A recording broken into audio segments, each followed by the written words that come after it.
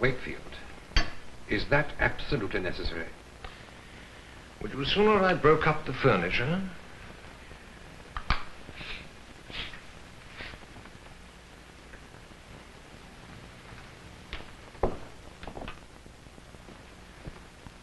How much longer do you think it'll be before he sees us? If I knew the answer to that, I wouldn't be doing this. If Lord Durham resigns... If Durham resigns, Mr. Buller, it could be the greatest blow this colony has suffered since its earliest days. If Durham resigns, it could mean the death of every progressive measure that we tried to put into effect since we first arrived. If Durham resigns, Mr. Buller, I shall be strongly tempted to walk out of this building and straight into the river. There should be something we could do instead of just sitting here. Your ladyship. Gentlemen. Will he see us now? He has asked me to beg you wait for a while longer. Has he decided yet? He has decided nothing. Lady Durham, I'm sure you're aware of the gravity of his lordship's decision. Please don't consider me impertinent, but if you would speak to him... Are you asking me to persuade Lord Durham to remain on in Canada? Your word would carry a great deal of influence. And you, Mr. Buller, are you also in favor of my interceding with my husband? I agree with Mr. Wakefield, your ladyship. If Lord Durham resigns... I see.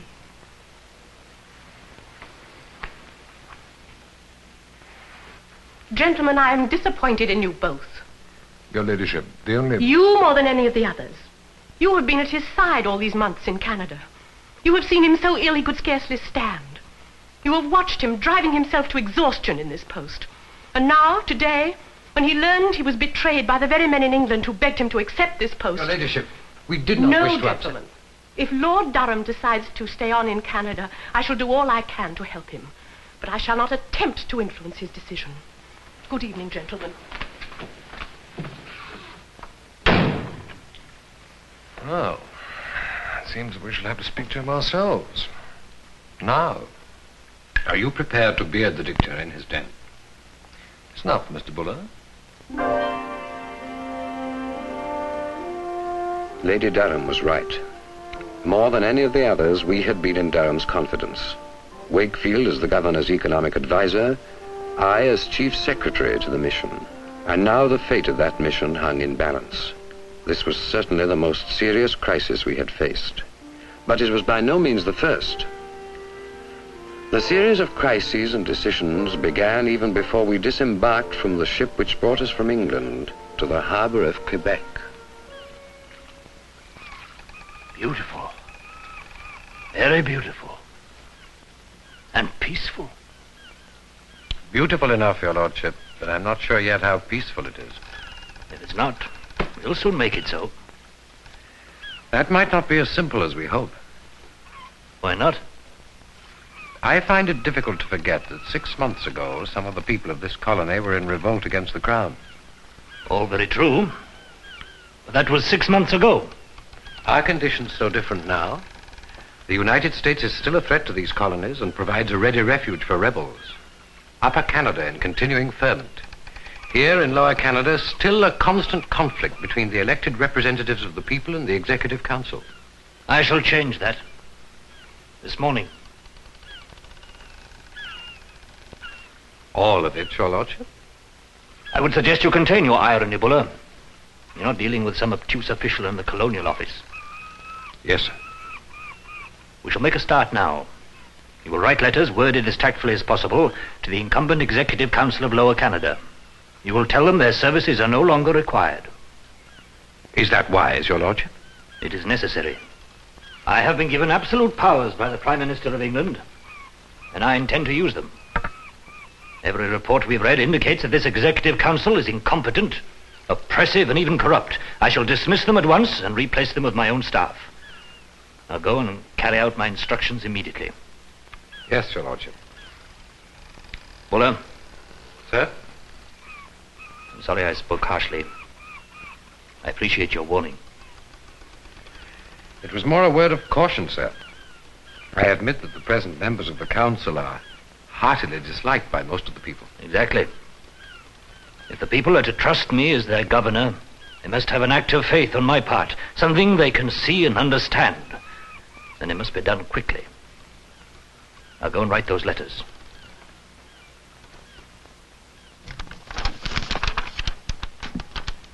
Well, my friend, I might have known. Important things are taking place in the streets of Quebec, and you keep your nose buried in the paper like an ostrich. What is it that is troubling you today, Louis, huh? Obviously, you are not watching what is going on in front of your very office. Perhaps it is because editors have more to keep them busy than lawyers. Well, then, my friend, you cannot stay blind forever. Come, I will show you. Come.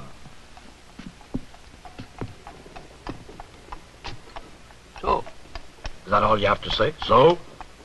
All of yesterday and all of today, His Lordship's servants have passed through the street carrying His Lordship's possession from the ship. So? So again. Does His Lordship think that we are such savages here that he had to bring everything from England? He even brought his own orchestra. He rides to our city on a white charger like a king. An English king. He intends to rule us in style, this one. Listen to this, the Governor-General's first proclamation to the people of Canada. I invite from you the most free, unreserved communications.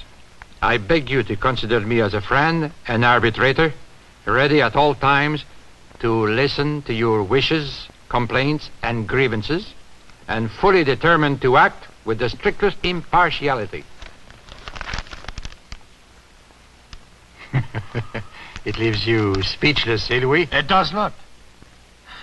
Let me tell you something, Henri Perrier. These English, they have a saying that goes, the proof of the pudding is in the tasting. Well, 161 of our people are in prison now because they have dared raise their hands against the injustice of the English. It is my belief that His Lordship will order these men hanged. And it is my belief that you are mad. Maybe. Maybe. You may defend his words all you wish. Me, I shall wait and see what he does with the prisoners. And now, gentlemen, a matter of great importance, and more than some delicacy. The question of what to do with those who played major roles in last year's uprising. We must decide how to deal with these prisoners, justly and with dispatch. Colonel Cooper, may I have your opinion? There's no doubt in my mind, sir. These men were rebels. They should be punished. All of them? Or only the ringleaders? I don't know, sir. It's difficult to say. Indeed it is. Particularly when some of the most active, Papineau for one, have escaped beyond our reach into the United States. And how shall we punish them? By death? Continued imprisonment? I should say, sir, that would depend on evidence presented at their trials. Trials? Do you think any jury in the whole of Lower Canada would convict these men? We could pack the juries, make certain there are enough pro-British on the panel to assure convictions. And even then there would be doubts. There are enough loopholes in the present laws so that even a packed jury might have to acquit them. I favor drafting a law to cover ex post facto the crimes the rebels have committed and then applying it to them. In that way we will be certain of a conviction. We'd also be certain of the undying hatred of the people. Do you think they would love us any more if we follow your idea of packing the juries? Do you think that an issue Gentlemen. I can see that we entertain some singular differences of opinion. Therefore, I shall assume the prerogative of the dictator and express my feeling in the matter.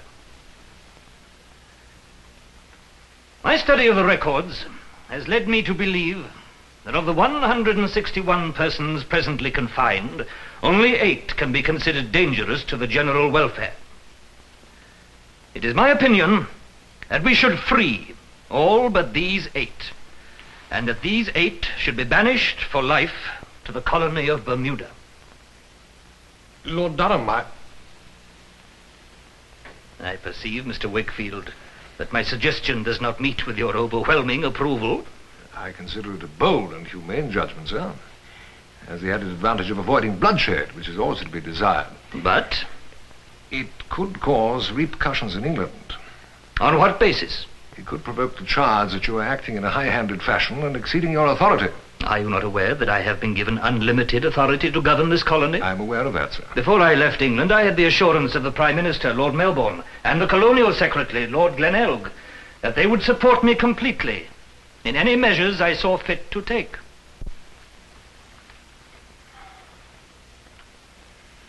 I do not believe in dealing gently with treason. On the other hand, I cannot see the wisdom of exposing Her Majesty's authority to ridicule and increasing enmity through a series of trials that can only prove to be a mockery of justice. This is my decision. You, Mr. Buller, will draft it into an ordinance. The 8 leaders shall be banished. The other prisoners shall be freed.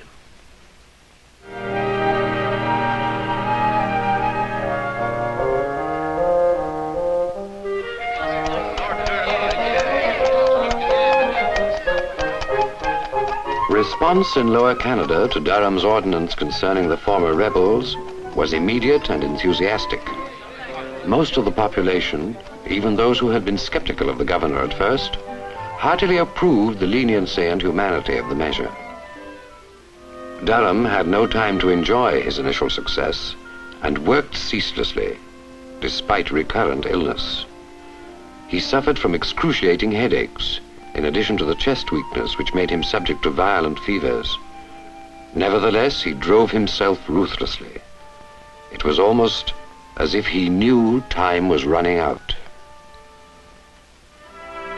In July, he began his tour of Upper Canada. He had received ominous reports describing the surly spirit of rebellion present there. So it was with some uncertainty that Lord and Lady Durham prepared to face the populace of Toronto.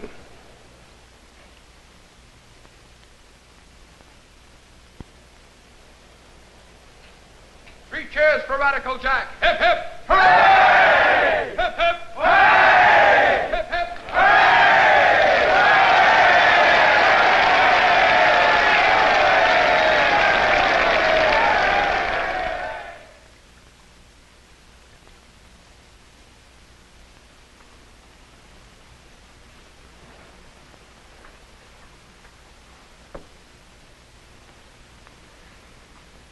Has the pain eased? Not very much. It was too strenuous. First Niagara and all the meetings there, then more meetings here in Toronto, addressing that enormous crowd. That was very gratifying, wasn't it, Louisa? The reception they gave us.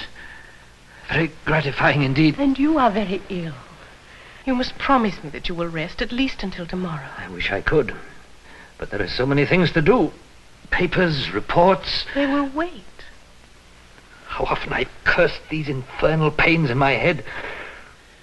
Why must they always strike just when I need my strength the most? You've shown too much strength, I sometimes believe. No, my dear, you were wrong. It is not strength that drives me on, but the kind of weakness that is terrified of failure. If I cannot complete the work I have begun... You will accomplish everything you wish, I am sure of it. And now, you will rest. Buller and Wakefield made a mistake. It is you they should have named the dictator. Then obey me. Have I a choice? Come in. You are not to do any more work today. Whatever it is, I positively forbid it. What is it, Cooper? Dr. William Baldwin and Mr. Robert Baldwin, sir. They say they have an appointment. And so they have. I had forgotten. Send them away, please. Show them in.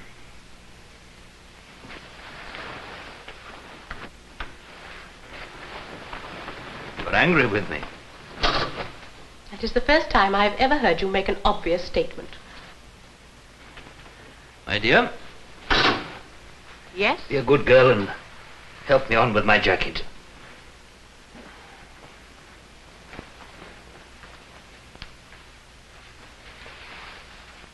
Thank you.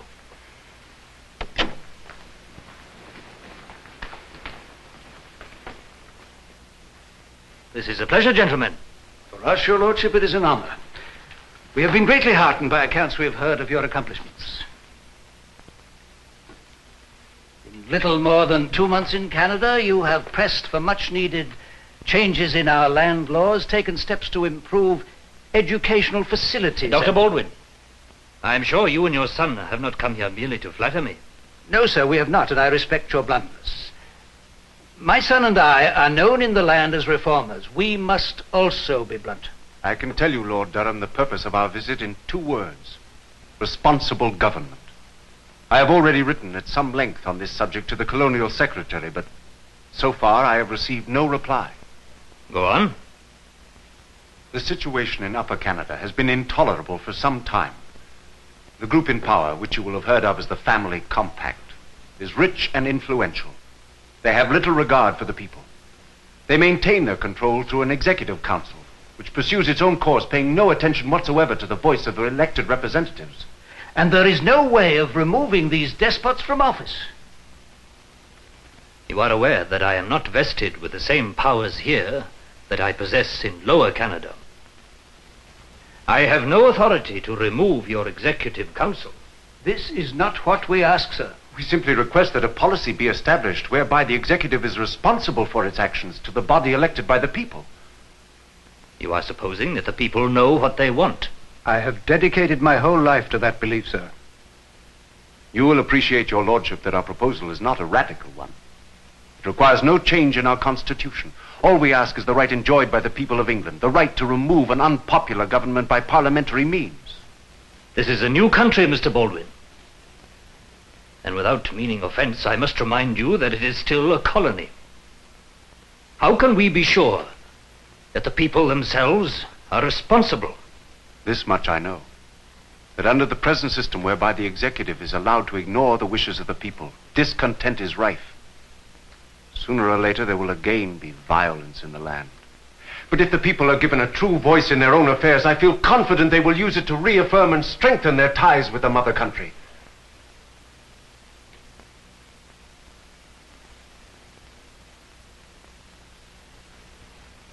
What you have said impresses me, gentlemen.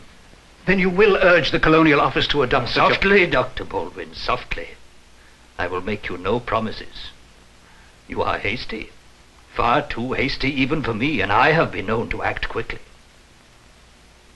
But you have my assurance that I shall give this matter my deepest consideration.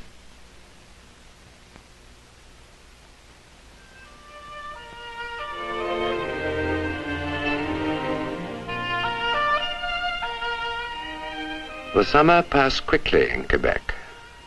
Occasionally there was even an hour or two for relaxation. But on the whole, moments of leisure were all too rare.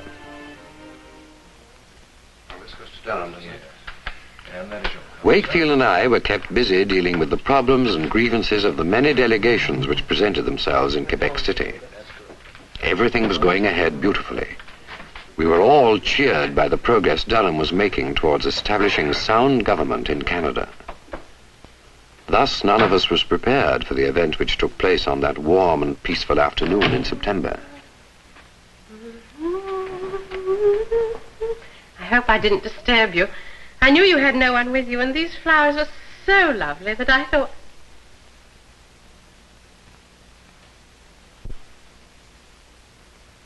Colonel Cooper told me that the steamer had arrived from Montreal with the post. The Prime Minister has sent me a letter. Read it. Has he? Read it.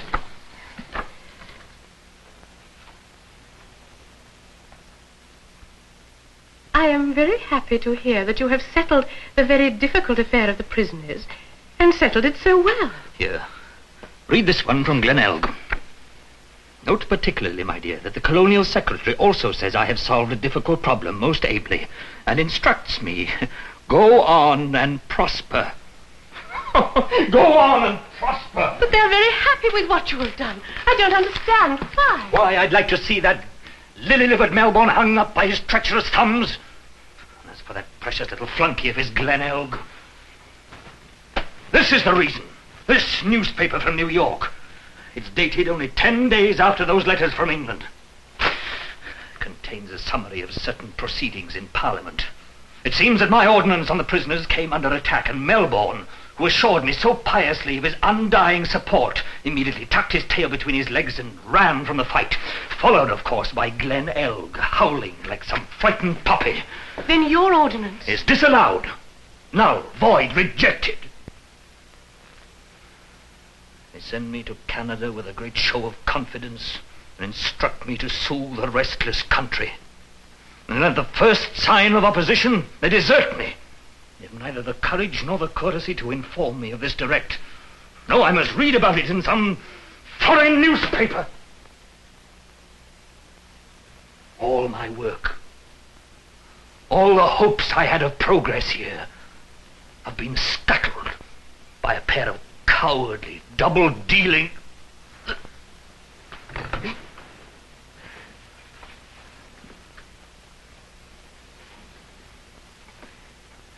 Thank you, my dear.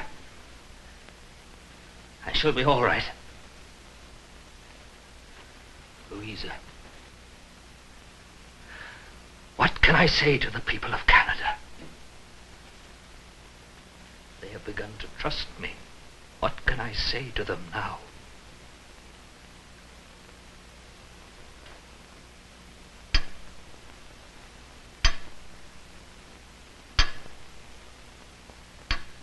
So it was, the evening of that fateful afternoon, that Wakefield and I waited in the anteroom for a decision that was sure to have a profound effect on the future of Canada.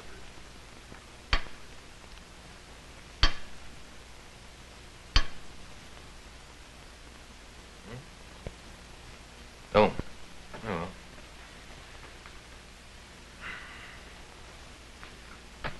You told him the ordinance would have repercussions in England. That was an empty triumph. But I also called the ordinance a bold and humane judgment. I still believe it was. How Parliament, with little or no knowledge of conditions here, could dare to revoke... On a technicality. On a technicality. By saying Durham had no right to exile prisoners to Bermuda. Which, of course, he hasn't, technically. But Durham's ordinance, compared with the Act of Indemnity they passed in its place... An act which is neither fish nor fowl, which actually neither punishes nor pardons the rebel leaders. Leaves things in exactly the same unsettled state. I'm sure by now the news has spread through the city. In 2 or 3 days, all of Lower Canada will know about it. There may be trouble. There may indeed. Better not to have sent Durham here at all and let him make a start towards good government and then countermand his authority. Trouble is on the doorstep. You can be sure of that. If he resigns... Must you keep on saying that? He will not resign. We shall have to convince him.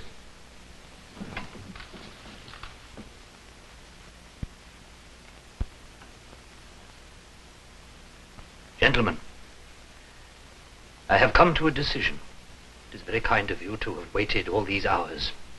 I shall not keep you in suspense. It is my intention to resign.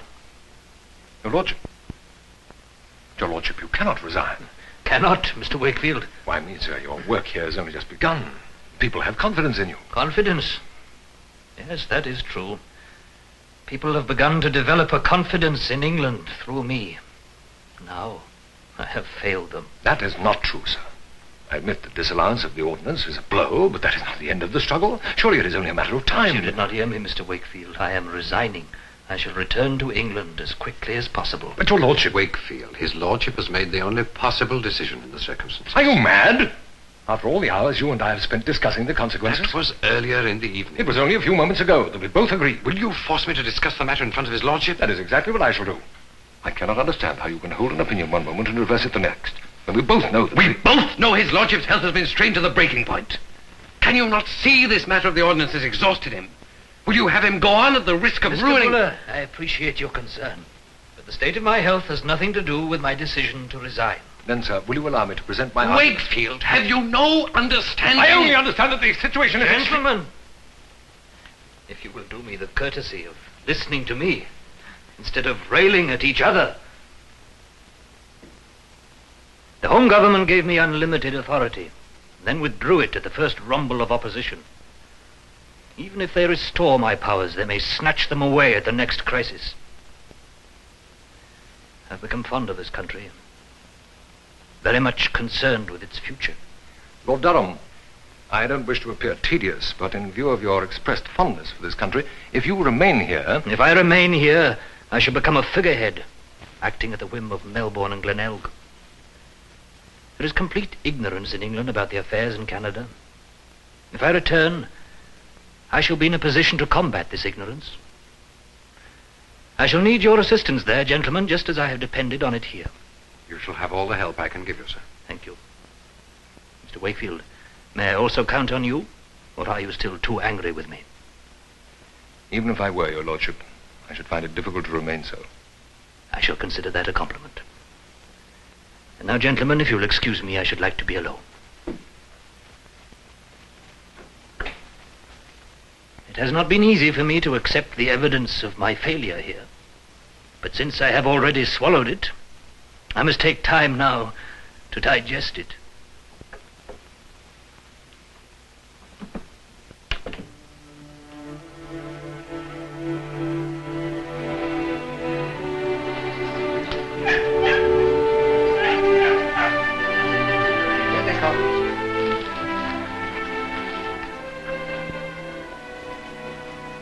The populace of Canada mourned Durham's departure.